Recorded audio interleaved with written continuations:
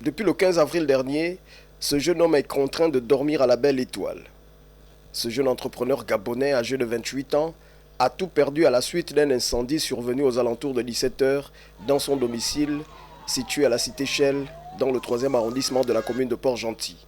Face à l'urgence, ce sont les voisins qui ont courageusement affronté le danger en sauvant des flammes, ce qui pouvait encore l'être, avant l'arrivée des sapeurs-pompiers 20 minutes plus tard. J'étais derrière, juste derrière, je m'apprêtais à aller à l'église. D'accord. Au moment où j'ai écouté quelque chose qui s'est éclaté, parce que j'étais pas loin.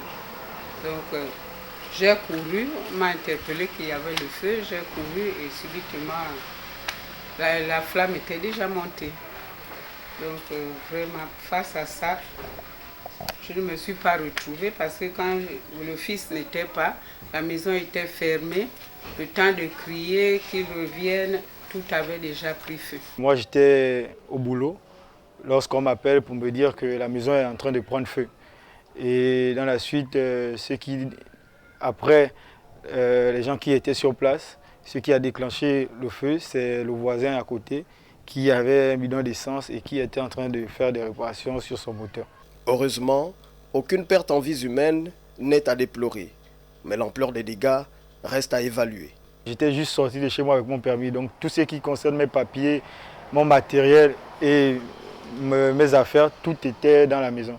J'avais déjà pour les 3 mois par exemple de vacances au niveau de Port-Gentil, j'étais du côté de la foire où nous avons égayé les enfants pendant une période de vacances qui était de 3 mois. Et à mon domicile, je faisais des photos studio pour essayer, parce que déjà aller louer un endroit, c'était assez vraiment compliqué pour les débuts. Donc je me retrouve avec beaucoup de matériel perdu et beaucoup de matériel brûlé.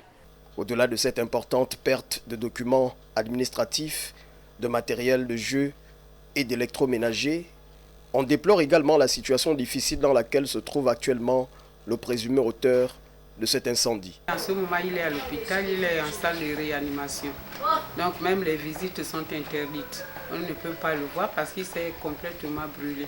On ne sait pas quel état il est. Père d'une petite fille, David Essongue, aujourd'hui dépourvu de ses outils professionnels, sollicite l'aide des bonnes volontés. Par la grâce de Dieu, je demande vraiment du soutien, de l'aide, parce que c'est ce qui me permet de vivre, de m'occuper de ma fille qui va à l'école. C'est son moyen de vivre, il se débrouille pour faire tout ce qu'il a perdu. Là, il a perdu les baby-foot, c'est avec ça il vit. Donc, moi, je ne travaille plus, je suis en retraite. Jusque-là, la retraite n'est même pas encore venue, ça fait 3 ans.